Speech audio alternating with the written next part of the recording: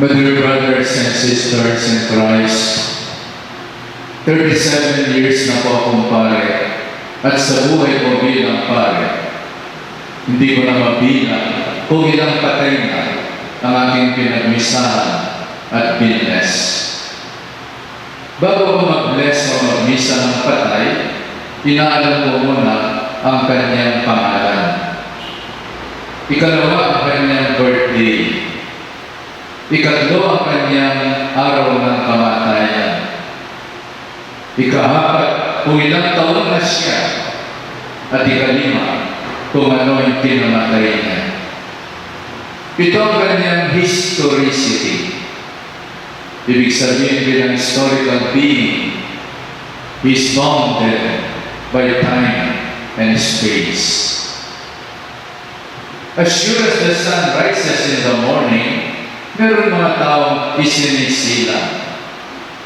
And as sure as the sun sets in the afternoon, meron taong namamatay. Yan ang isang cycle ng ating buhay. At sigurado ako, marami na kayong pinuntahan, sinamahan na isang burol o kaya naman dibing. My dear brothers and sisters, as a man, Jesus was born in space and time. 20 years ago, in Bethlehem, the Son of God was born. Pero alam natin, God is not bound by time and space. He is eternal presence. He lived in time, but as the Son of God, He is eternal. Tayo, historical. Minanggalan ang ating buhay. So, my dear brothers and sisters, life is too short. Dahil ang kanyang buhay, life is too short for petty quarrel. Kaya nga sarap ng home quarantine at pati ng enhanced community quarantine. Dahil ito isang pagkakataon para mabigyan natin ang halaga ng bawat pamilya at ang presence ng bawat isa. Home quarantine is an invitation for us. Bigyan mo ng halaga ang iyong pamilya, ang iyong magulang, ang iyong mga kapatid, mga anak, habang buhay pa sila.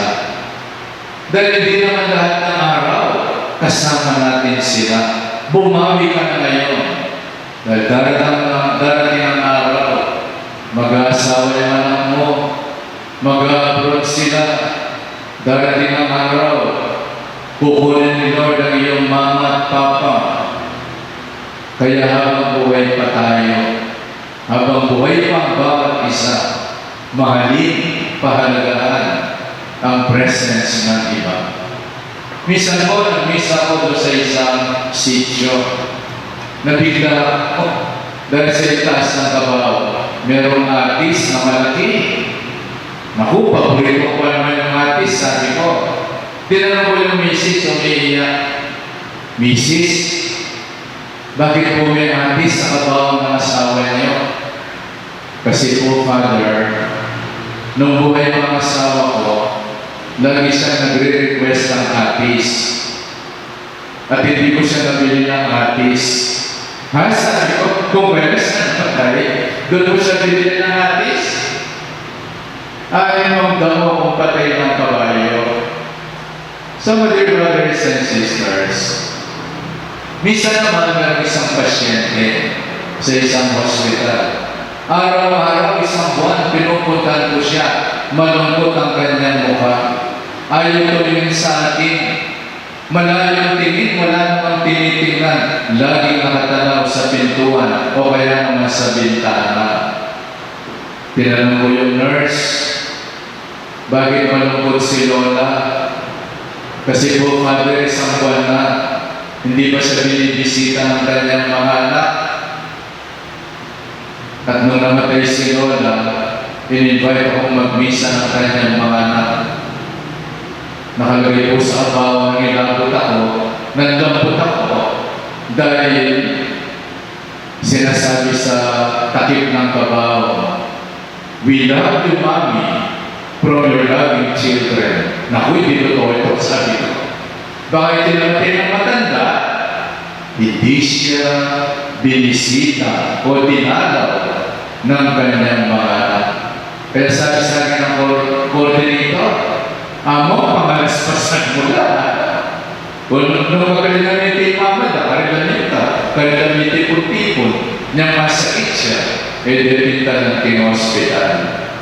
Ang mahal ng kabaho, puno-puno ng mga orchids, yung funeral parlor, pero kung may sakit siya, ni isa sa kanila, walang dumalaw sa kanilang loving mama.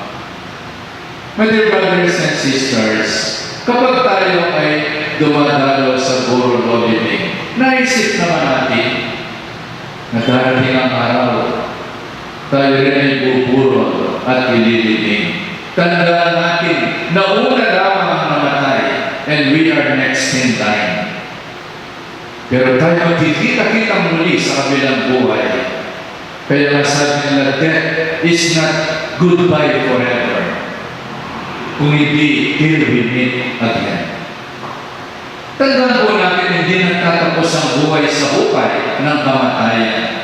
Nagpapatuloy ito sa kabilang buhay. Kaya kapag may namatay, hindi natin sinasabi diretsa, Medea. Ali, Medea huyag niya. Sa Tagalog, sumakabilang buhay. Dahil binubuksan ang kamatayan, ang buhay na walang hanggan. Hindi ending ang kamatayan. Kundi is the beginning of a new life, of eternal life. Our historical life will end, pero eternal life will last forever. Kaya sabi ni Jesus, ang naniniwala sa akin ay hindi mamamatay. At siya may buhay na walang hanggan dahil walang kamatay ng pagmamahal at pananampalataya. My dear brothers and sisters, nagpapatuloy ang buhay ng mga sumakabilang buhay. Bakit? May mga bagay sa pagkatao natin na hindi namamatay. We have the spark of eternity. We have the spark of divinity in our lives, in our soul. Namamatay ang katawan, pero hindi namamatay ang kabutihan. Hindi namamatay ang pagmamahalan. At hindi namamatay ang mabubuting gawa. Kaya mga dear brothers and sisters, kung minsan sinasabi nila sa namatay, we love you in life, much more in death, and you will be in our hearts forever. May mga bagay sa buhay natin na hindi kayang tambunan ng hukay. Ang pagmamahal, ang mabubuting gawa. Kaya sabi nila, what matters is not the years in your life, but the life in your years. Ang quality ng buhay mo, hindi ang haba ng buhay mo, ang mas mahalaga. Kaya kung minsan, malupit ang kamatayan. Pero sana sa oras ng kamatayan, patawarin ang kanyang kasalanan. Punuin ang kanyang kakulangan, ipagpatuloy ang kanyang kabutihan. Laging buhay ang kanyang pagmamahal. Ito ang legacy ng namatay. Namatay ang kanyang katawan, pero hindi namatay ang kanyang kabutihan. At ang pagmamahal, mabubuting gawa na ginawa niya ay mananatiling buhay. Alam po ninyo, double dead ang mama mo. Kapag namatay siya, nag-away kayong magkakapatid at hindi kayo nagkakasundo. Isa po sa masakit na karanasan ng magulang, ang kanilang anak ay nag-aaway at di nagkakasundo-sundo. Sana buhay ng mga anak ang pagmamahal ng kanilang mga magulang. Pero parang daratang kindugod, depe maritang, sana po tangalanan may kakalulutang. Yun ang monumento na kanilang iniwanan, ang pagmamahalan ng mga magkakapatid, ang pagkakaisa ng pamilya. Every person has something to this. Lahat po tayo. may kahulugan ang buhay natin. Lahat tayo may positive and negative qualities. Let us learn from the positive qualities of the person and let us avoid the mistakes of the other person. Noong pong third year kami, high school, madalas sabihin ng history teacher namin, history repeats itself. I beg to disagree. History does not repeat itself. People repeat history when they do not see the meaning ng mga pangyayari sa kanilang buhay. At sana kapag may yumawa, ang buhay nila ay magsilbing aral sa atin. Negative man o positive ay isang aral sa buhay natin. And we can always learn from the good and from the negative, from the mistakes and from the accomplishment of every person. History in Tagalog is kasaysayan. Kasaysayan comes from two words, salaysay at saysay. Sana sa lahat ng nangyayari sa ating buhay, makita natin ang saysay. Then we can make a better history. Sana sa anumang buhay na nawala o sa mga pinang buhay, makita natin ang aral ng kanyang buhay para lalo maging mabuti ang ating buhay. My dear brothers and sisters, today we encounter two historical persons. Una si Abraham sa unang pagbasa, at ikalawa ngayong araw na ito si San Pedro Calungsod. Si Abraham ay nabuhay ng 2,000 taon bago dumating si Kristo. At nabuhay sa salupay ng Kanaan. Si San Pedro Calungsod nabuhay ng July 1654 hanggang April 2, 1672. Ngayon, ang birthday ni San Pedro Luis, San Pedro Calungsod sa langit. Ginugunita natin hindi ang birthday ng santo, kundi ang kanyang graduation sa langit. Nabuhay si San Pedro ng 17 years. In contrast with Abraham, more than 100 years. Para ba pinapalala sa atin, wala sa haba ng buhay ang kahulugan ng buhay mo, kundi nasa tibay ng iyong pananampalataya at degulaning puso. At degulaning kaladwa, degulaning kasalpangkayanan, at degulaning lugod mo. That defines you as a person. Hindi mo ilang taong ka na. Napakalagay po ng difference ni San Pedro kay Abraham. 17 years old versus more than 100 years old. Isinilang sa Cebu, ngunit namatay sa Guam sa pagtuturo ng katisismo at pagbibinyag sa mga bata. Natapos ang buhay ni Abraham. Natapos ang buhay ni Pedro. Pero patuloy pa ng palataya na kanilang ipinamana sa atin. Kung babalikan po natin ang kwento ni Abraham, siguro hindi natin kakayanin ang mga pagsubok na dinaanan niya upang patunayan ang kanyang pananampalataya at pagsunod sa utos ng Diyos. Pero nanatili si Abraham na masunurin sa kahilingan ng Diyos. Kaya minahal siya ng Diyos. Tinawag ng Diyos si Abraham. Pinangakuan ng napakaraming mga anak, sindami ng mga buhangin sa dalampasigan. At sa kasamang palad, ang kanyang asawa ay wala naman. Ang promise sa kanyang Panginoon, magkakaroon ka ng maraming anak. Kaya nagsabi ni Abraham kay Sarah, o Sarah, sabi ng Panginoon, magkakaroon tayo ng maraming. Tok ng bagay, kaanasar, bibiruan ang kanin mga punggit. Halito to. Ginala pa kay Sarah. May buktot siya. Inaw sa isa kailan, uli-uli sa isa, ginala pa. Bala na sa naman, yung kaya mga punggit, dito nga na, pagsubok number 1. sa kanilang katandaan na anak si Sarah.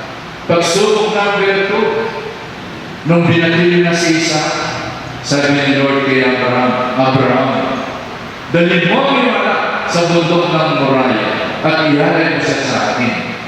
Alam niya Abraham kung ang pag-aalay, papatayin niya ang kanyang anak. Isang anak na minahal niya, pinagkaloob ng Diyos. Ang pag-asa ng kanyang lahi, init na yun. Nais ng Diyos yung dug niya si Isaac doon sa bundok. Pero sumunod si Abraham. Bagamat malungkot dahil mahal na si Isaac, sinama niya si Isaac, nagdala ng kahoy. Nasa tupa na iaalay natin, Ama.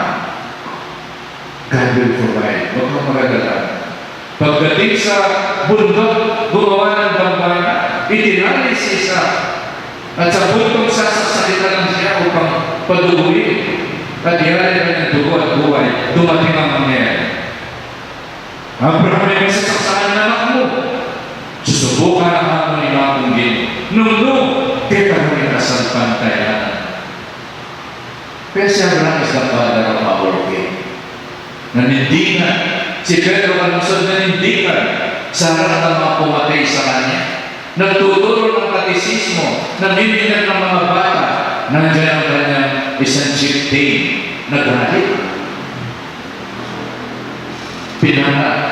Tinuhog ng sundan, ng lance, ang dibdib ni San Pedro Luis na kanyang tinamatay.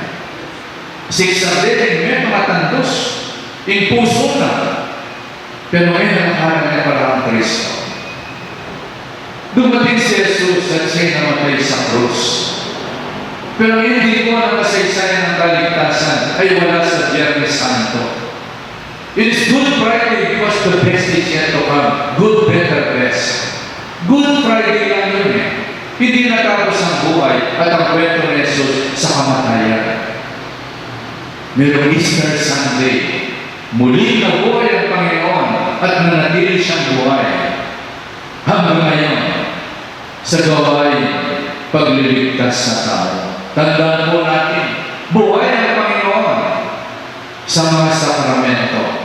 Buhay ang Diyos sa pagsinang ng mga bata sa binyag. Buhay ang Diyos sa pagkakalob ng banal na Espiritu sa kumpil. Buhay ang Diyos sa pagtitipon ng sambayan ng Kristiyan. Buhay ang Diyos sa banal na misa, sa kanyang mga salita, sa kanyang katawan at dugo. Buhay ang Diyos. Buhay ang Diyos sa pagpapatawad ng ating mga kasalanan sa sakramento ng pagkikipagkasundo. Walang sawa siyang naghihintay sa pagbabalik ng mga kasalanan. Buhay ang Diyos. Buhay ang Diyos sa pagkalika at pagpapagaling ng mga may sakit sa pagpapahid ng banal na langis. Buhay ang Diyos sa mga frontliners. Hindi tayo pinapabayaan ng Diyos. Sila ay ang mga ambassador of healing upang tulungan ang mga may sakit. Isip natin pinabayaan tayo ng Diyos hindi. Yung mga frontliners.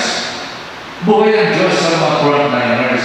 Buhay ang Diyos sa pagbabasbas sa mga mag-asawa tulad ng pagbasbas niya kay Eva sa paraiso.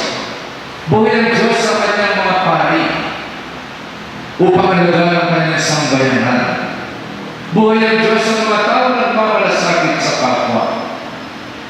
Buhay ang Diyos at kasama natin siya ngayon sa COVID crisis.